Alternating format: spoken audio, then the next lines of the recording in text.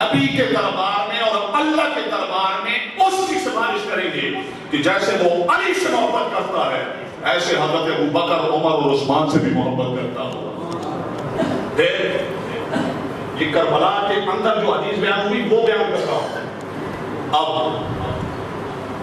علی کی محبت کا تقاضا یہ نہیں علی علی علی علی اور ہر دوسرے جملے میں ابوبکر کو گالی اور عمر کو گالی اور عثمان کو گالی اور امی عائشہ صدیقہ کو گالی. نہ اس کی اللہ کی طرف سے اجازت ہے نہ رسول کی طرف سے اجازت ہے. نہ مسلمان اجازت دے سکتے ہیں نہ آئین پاکستان اس کی اجازت دیتا ہے. ہمارے ملک کا آئین بھی اس کی اجازت نہیں دیتا. اس ملک میں آئین اس کی اجازت نہیں دیتا کہ کوئی جناب اسپیکر میں گلی میں بازار میں چوک میں پاکستان مرد آباد کا نعرہ لگائے. اس ملک کا آئین اس کی بھی اجازت نہیں دیتا کہ گلی بازار میں یا جلسے میں یا چوک میں یا اسپیکر پہ کوئی آرمی مرد آباد کا نعرہ لگائے. جب اس ملک کا قانون پاکستان مرد آباد اور آرمی مرد آباد کا نعرہ لگانے کی اجازت نہیں دیتا تو ابو بکر عمر عثمان کو گالی دینے اور مرد آباد کا اجازت دیتا. اس ملک کا قانون بھی اجازت نہیں دیتا. اور پھر علی کی محبت کا تقاضا حضرت علی المرتضی شیر خدا کرم اللہ وجہہ الکریم. بخاری شریف کے اندر حدیث ہے. بخاری شریف کے اندر حدیث ہے. تمام آباب سنیں درس سنیں. یہ وہ محفل ہے درس حدیث کی کہ یہ محفل کربلا کے تپتے میدان میں خود امام علی مقام امام حسین رضی اللہ عنہ سے گئی. حدیث بیان کیا آپ نے. بخاری شریف کی حدیث ہے. حضرت علی المرتضی شیر خدا کرم اللہ وجہہ الکریم آپ سے آپ کے بیٹے نے پوچھا ایُّ الناس خیر بعد رسول اللہ صلی اللہ علیہ وسلم. بابا یہ سبق مجھے پڑھائیں مجھے یہ بتائیں یہ فتویٰ دیں کہ اللہ کے نبی علیہ السلام اس دنیا سے پردہ فرما گئے. اب اس وقت کائنات میں اللہ کی زمین پر مخلوق میں انسانوں میں سے اللہ کے دربار میں نبی پاک علیہ السلام کے دربار میں سب سے بڑا درجہ کس کا ہے؟ پوچھنے والا کون ہے؟ علی کا بیٹا، علی کے فقیر، علی کے مانند، علی والے علی والے علی والے.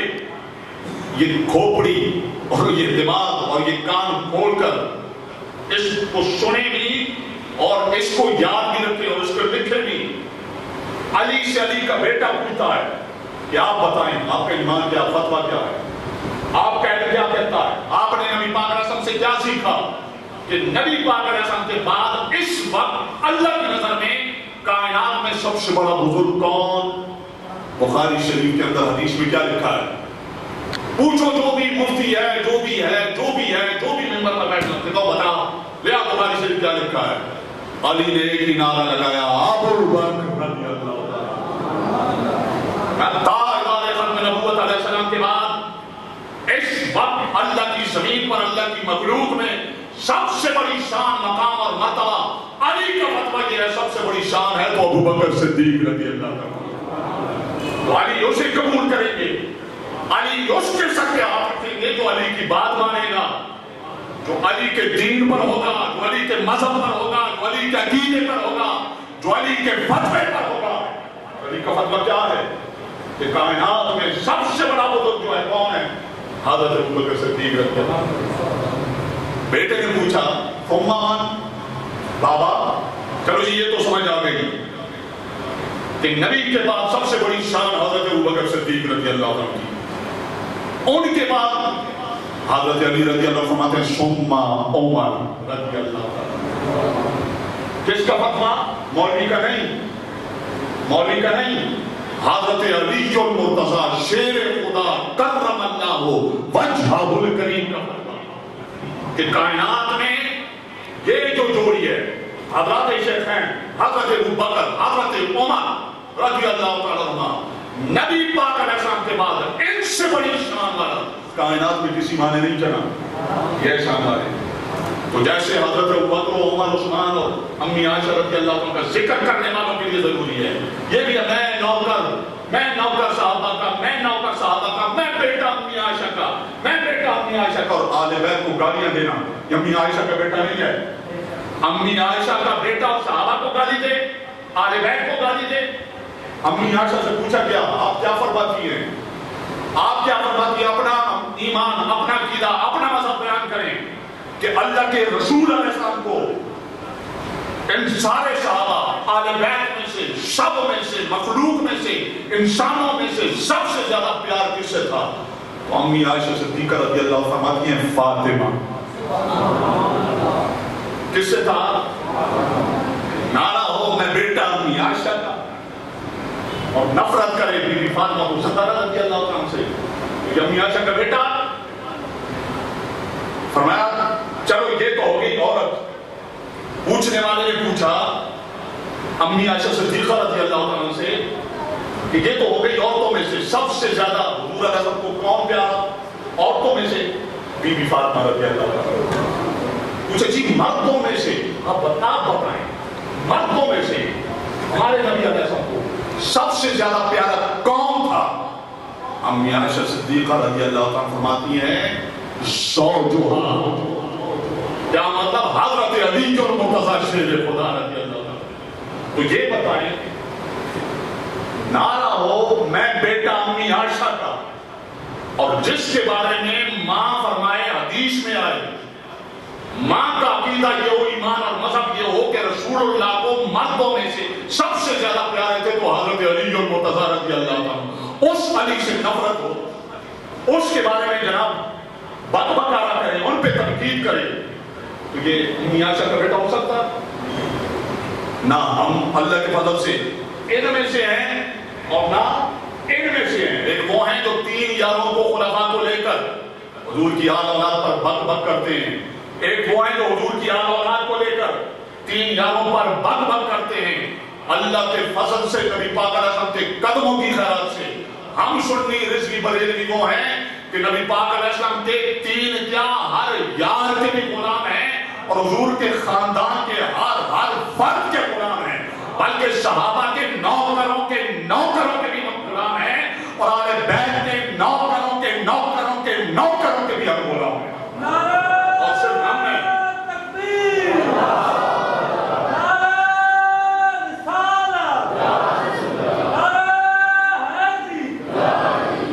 تو یہ بات ذہن میں نشین کریں کہ صحابہ، اہل بیت، ان سب پر ہمارا ایمان ہے، کیونکہ نبی پاک علیہ السلام کی حدیث ہے۔ ابھی وہ حدیث کربلا والی مکمل نہیں ہوئی، اس کے ایک حصے پہ بات ہو رہی ہے۔ نبی پاک علیہ السلام فرماتے ہیں لِكُلِّ شَيْءٍ اساس۔ حضرت امام جلال الدین سیوطی رحمۃ اللہ علیہ نے سے ذکر کیا لِكُلِّ شَيْءٍ اساس، ہر چیز کی ایک بنیاد ہوتی ہے۔ اللہ کے رسول علیہ السلام نے کیا فرمایا؟ ہر چیز کی ایک بنیاد ہوتی ہے۔ اب فرماتے ہیں وَأَسَاسُ الْإِسْلَامِ، جیسے ہر چیز کی ایک بنیاد ہوتی ہے، میرے اور آپ کے نبی علیہ السلام نے فرمایا ایسے اسلام کی بھی بنیاد ہے۔ اسلام کی بھی، اب اسلام کی بنیاد کیا فرمایا؟ اساس الاسلام حب،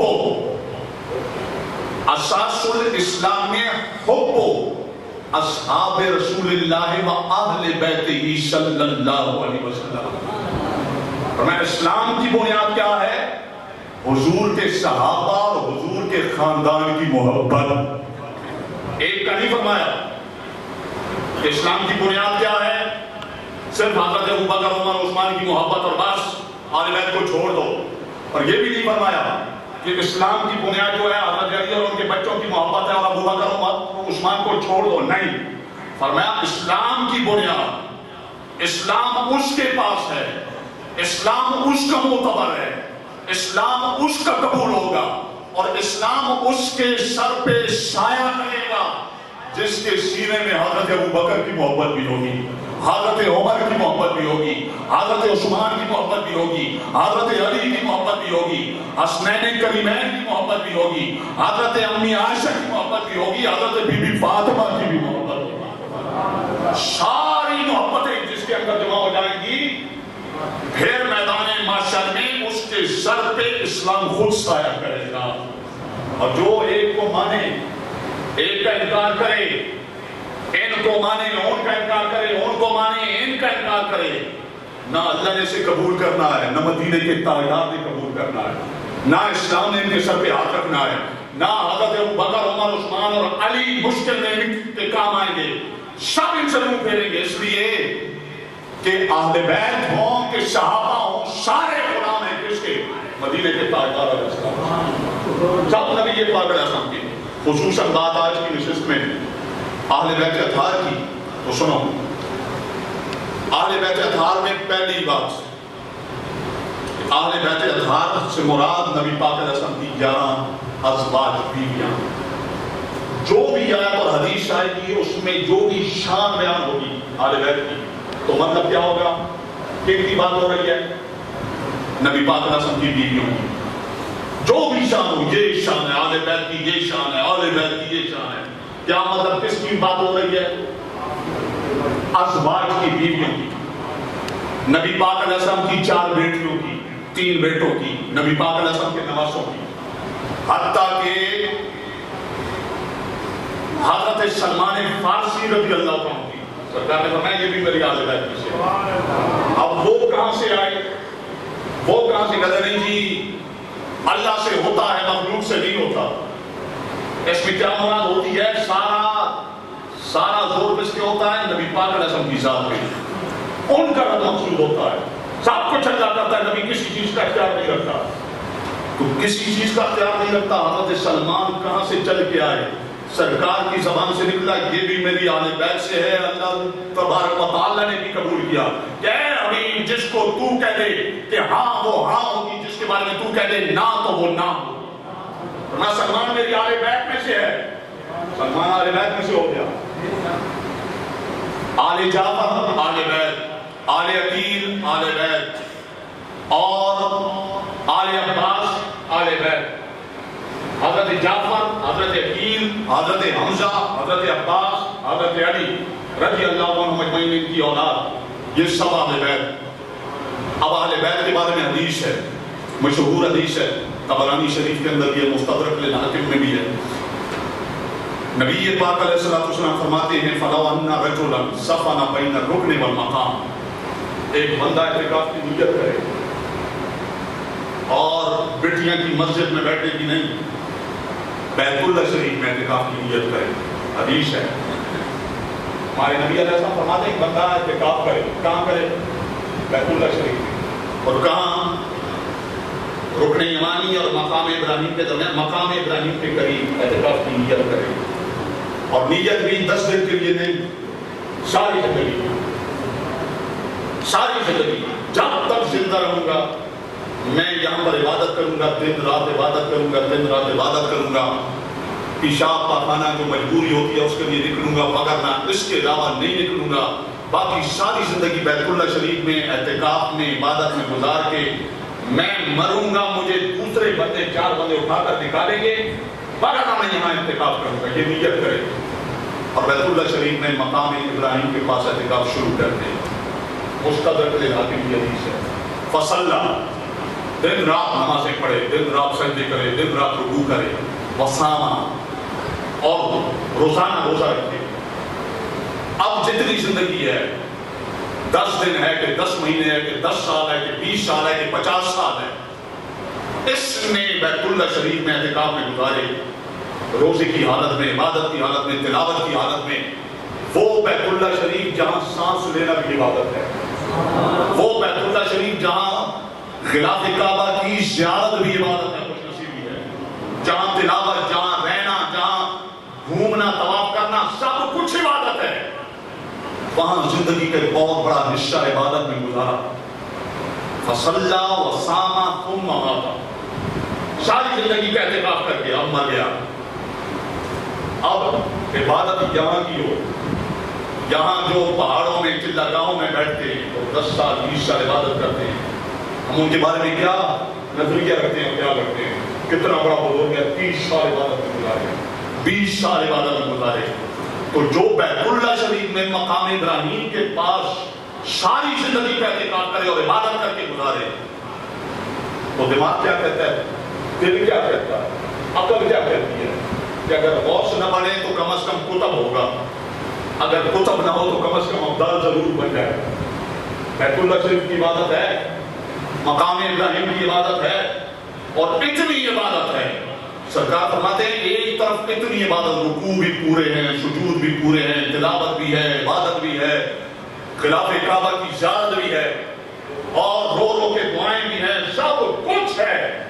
لیکن ساتھ میں ایک مسئلہ ہے, ساتھ میں ایک مسئلہ ہے جس کو آج ہماری عوام بھی کہتی ہے یہ مولویوں کا مسئلہ ہے. ایسے کہ مولویوں کا مسئلہ پاگل ہو گئے, مولویوں کا مسئلہ ہے, مولویوں کا مسئلہ ہے, مولویوں کا مسئلہ ہے, اس سے یہ سختی کرتے ہیں. سرکار فرماتے ہیں ساتھ میں چھوٹا ایک مسئلہ ہے. وہ مسئلہ کیا ہے؟ وَهُوَ مُبْغِضٌ لِأَهْلِ بَيْتِ مُحَمَّدٍ صلی اللہ علیہ وسلم. ایک طرف اتنے اعمال ہیں, ایک وہ بھی ہے جو کہتے ہیں کہ اعمال ہی سب کچھ ہے, اعمال ہی سب کچھ ہے, نماز ہی سب کچھ ہے, روزہ ہی سب کچھ ہے, اعمال ہی سب کچھ ہے, بس عمل جس کے پاس بہت ہوگا اس کے بیڑے پار ہوں گے. ادھر سرکار بتا رہے ہیں, خود گارنٹی دے رہے ہیں, عمل ہے, عمل ہے, ساری زندگی کا اعتکاف ہے بیت اللہ کا, اتنا بڑا اتنا مقدس عمل ہے. ساتھ میں مسئلہ کیا ہے؟ وہ مبغض لأہل بیت محمد. عقیدے میں تھوڑی خرابی ہے. عقیدے میں کیا خرابی ہے؟ کہ حضور کے خاندان سے نفرت کرتا ہے, حضور کے خاندان سے بغض رکھتا ہے, اہل بیت کا گستاخ ہے, حسین کی قربانی کو ڈرامہ کہتا ہے. ٹھیک ہے جی, اہل بیت کا گستاخ ہے, بغض رکھنے والا ہے. تو کیا اس کے یہ پہاڑوں جتنے بلند اعمال اس گستاخی پر اور بدعقیدگی پر حاوی آ جائیں گے؟ اعمال کی برکت سے اس کی گستاخی ڈیلیٹ کر دی جائے گی, معاف کر دی جائے گی, اس کی بدعقیدگی نظر انداز کر دی جائے گی, یا اس کے اس بغض سے اہل بیت رسول کی نحوست اس کی ساری نیکیوں کو کھا جائے گی؟ کیا ہوگا؟ لوگ کہتے ہیں ہماری سب کچھ ہے, ہماری سب کچھ ہے. یہ مولوی پاگل ہو گئے, عقیدے کی بات, عقیدہ عقیدہ عقیدہ. سنو رسول اللہ کی بات, چھوڑو مولوی کو, سنو رسول اللہ کی بات. پاک رسول اللہ سے فرماتے ہیں ایک طرف اتنے اعمال, دوسری طرف گستاخ ہے, بے ادب ہے رسول اللہ کے خاندان کا. کیا ہوگا؟ اعمال جیت جائیں گے یا عقیدہ جیتے گا؟ اعمال جیتیں گے یا عقیدہ جیتے گا؟ اور میں فدخل النار, اور میں عقیدہ جیت جائے گا, یہ سیدھا جہنم میں جائے گا. کدھر جائے گا؟ بیٹیاں کا اعتکاف کیا ہے, اور بیٹیاں میں درس قرآن دینا کیا ہے, اور بیٹیاں کی تبلیغ اور کیا ہے, اور یہاں پہ مدرسے کی خدمت کرنا کیا ہے, اور یہاں پر مسجد کی خدمت کرنا کیا؟ بیت اللہ شریف کی عبادت ہے. لیکن بے ادب ہے, گستاخ ہے, اور گستاخ ہے رسول اللہ کی نسل, خاندان اور خون کا. نبی پاک علیہ السلام کا اعلان ہے, اسے آپ اس کی آواز نہیں بچا سکتے. فدخل النار, اللہ کا یہ فیصلہ ہے, جس کے عقیدے میں گڑبڑ ہوگی, نہ مقام ابراہیم اس کی طرفداری کر وکیل بنے گا, نہ خلاف کعبہ کی برکت نصیب ہوگی, نہ طواف کی برکت نصیب ہوگی, نہ بیت اللہ شریف کی برکت اسے نصیب ہوگی, نہ اسے رکوع بچائیں گے, نہ سجود بچائیں گے, نہ روزہ بچائے گا, نہ تلاوت بچائے گی. کیونکہ یہ ساری نیکیاں بھی اس کو فیض دیتی ہیں اور اس کے کام آتی ہیں جو گستاخ اور بے ادب نہ ہو, جو گستاخ اور بے ادب نہ ہو. یہ اہل بیت کا مقام, یہ اہل بیت کی شان. ایسے ہی حدیث سنیں گے, حضور نبی محتشم حضرت محمد مصطفیٰ احمد مجتبیٰ صلی اللہ علیہ وسلم. اب یہ کون بیان کر؟ الحمدللہ یہ لہجہ اور یہ انداز جو ہے صرف سنیوں کا ہے. یہ لہجہ, یہ انداز کہ چوکیدار صحابہ کے بھی اور چوکیدار اہل بیت کے بھی, نوکر صحابہ کے بھی اور نوکر اہل بیت کے بھی, غلام صحابہ کے بھی غلام اہل بیت کے بھی, بیان صحابہ پر بھی بیان اہل بیت پر بھی. گستاخوں کا رد تو صرف ایک طرف کے نہیں, صحابہ کے گستاخوں کا رد بھی کرے, اہل بیت کے گستاخوں کا رد بھی کرے, تو صرف سنی کرتا ہے. کون کرتا ہے؟ کون کرتا ہے؟ سنی کرتا ہے، رضوی کرتا ہے، اور امام اہل سنت کا ملنگ ہی کرتا ہے۔ آپ کا فقیری کا وہ کر سکتا ہے، اس کا یہ کلیجہ اور جگرہ ہے کہ وہ کر سکتا ہے۔ کیوں؟ کہ ہمیں پلائی گئی ہے، پڑھائی نہیں۔ سنی رضوی بریلوی کو صحابہ اہل بیت کی شب کی محبت پڑھائی نہیں، پلائی جاتی ہے۔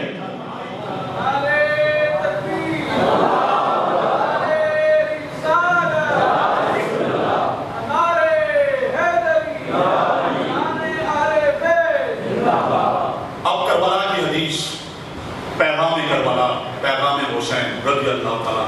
آپ نے فرمایا، نانا جان نے فرمایا، انتما سیدہ شباب اہل جنہ، تم دونوں جنتی نوجوانوں کے سردار ہو۔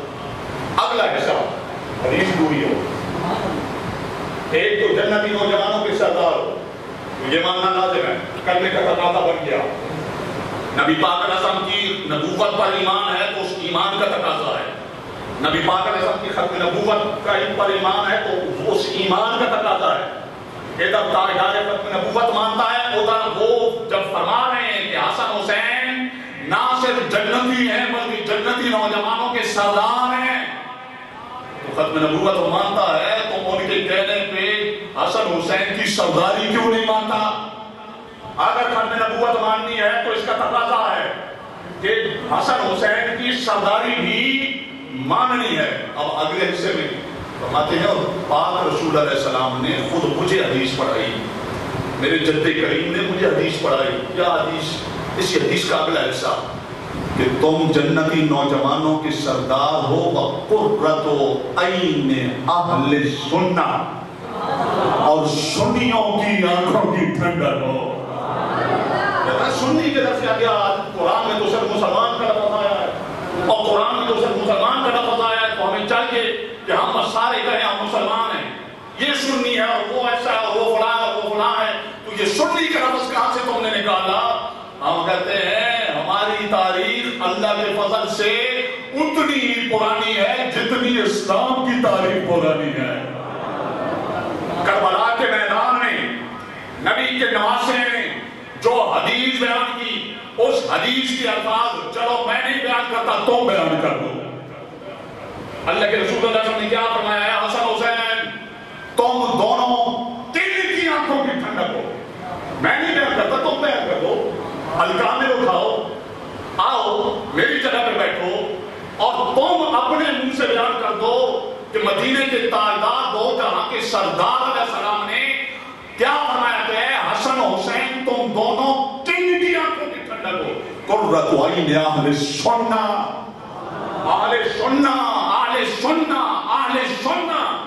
سنی کا لفظ وہ مقدس لفظ ہے جو مدینے کے تاجدار علیہ السلام کی زبان اقدس سے نکلا ہے۔ جیسے ہم کہتے ہیں ہمیں آپ مسلمان کے لفظ پہ فخر کرتے ہیں، ایسے ہی ہم سنی کے لفظ پہ بھی فخر کرتے ہیں۔ جب ہمیں اپنا تعارف کروانا ہو، کوئی پوچھے یہودی ہو، عیسائی ہو، سکھ ہو، ہندو ہو، کیا ہو، تو اس وقت ہم اپنا تعارف کراتے ہوئے کہتے ہیں ہم مسلمان ہیں۔ اور پھر کوئی پوچھے آئی مسلمان میں تو 72 فرقے ہیں، 73 فرقے ہیں، تم ان میں سے کون سے ہو؟ تو ہم کہتے ہیں ان میں سے ہم سنی ہیں۔ ہم کیا ہیں؟ ہم وہ والے ہیں جو صحابہ کے بھی غلام ہیں، ہم وہ والے ہیں جو اہل بیت کے بھی غلام ہیں، جو امہات المومنین کے بھی غلام ہیں، جو نبی کے بھی غلام ہیں، جو حضور کی امت کے اولیاء کے بھی غلام ہیں، ہم وہ ہیں۔ اور ان کے یہ لفظ میں نے نہیں بنایا، میرے استاد نے نہیں بنایا، اعلیٰ حضرت نے نہیں بنایا، ہمارا ٹائٹل جو ہے، ہماری پہچان جو ہے، ہمارے سر کا تاج سنی لفظ جو ہے مدینے کے تاجدار علیہ السلام نے ہمیں عطا فرمایا۔ وہ سر اٹھا کر دنیا کے سامنے کہنا چاہیے، میں کیا، کوئی پوچھے کیا ہو، کون ہو، کس مذہب سے تعلق ہے، سر اٹھا کے سینہ چوڑا کر کے کہو سنی ہوں۔ کیوں بھائی کہاں سے چلا؟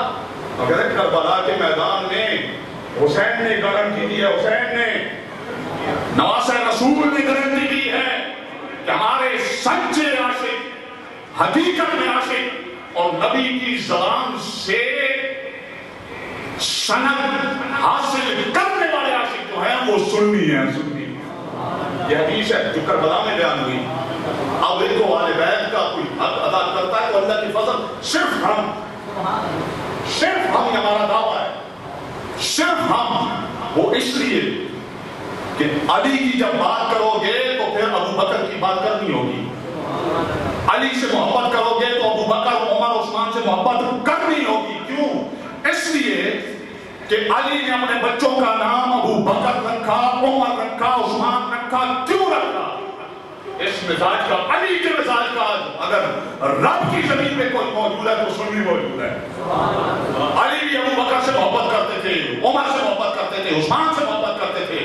آج کا سنی، رضوی، بریلوی بھی جہاں علی سے محبت کرتا ہے وہاں عمر سے، عثمان سے اور ابو بکر سے اور عائشہ سے اور فاطمہ سے اور سب سے محبت کرتا ہے.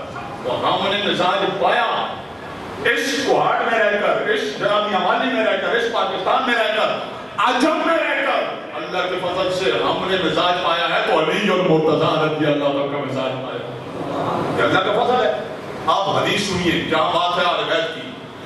حضور نبی محتشم علیہ السلام کی حدیث ہے طبرانی شریف کے اندر، جابر بن عبداللہ رضی اللہ عنہ سے بیان کرتے ہیں، فرماتے ہیں فَتَبَانَا رسول اللہ صلی اللہ علیہ وسلم، نبی محتشم علیہ السلام نے ایک دن خطبہ دیا اور خود میں فَسَمِعْتُهُ، میں نے خود سنا، میں موجود تھا.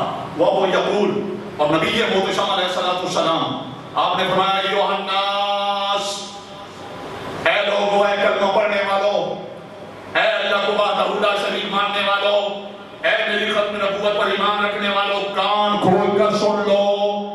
اب حدیث ہے، مدینے کے تاجدار علیہ السلام کا فرمان ہے اور پیغام حسین ہے، پیغام کربلا ہے.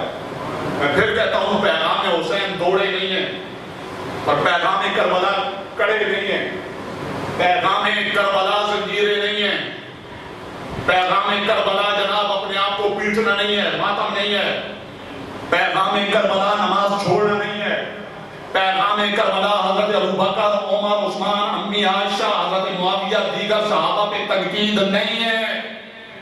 پیغام کربلا کیا ہے؟ پیغام کربلا کی بنیاد میں حضرت عمر کا خون ہے، حضرت ابوبکر کا خون ہے، حضرت عثمان کا خون ہے. ان شہیدوں میں ایک حضرت عمر بھی ہے، ان 72 شہیدوں میں ایک حضرت عمر بھی ہے. یہ کون ہے؟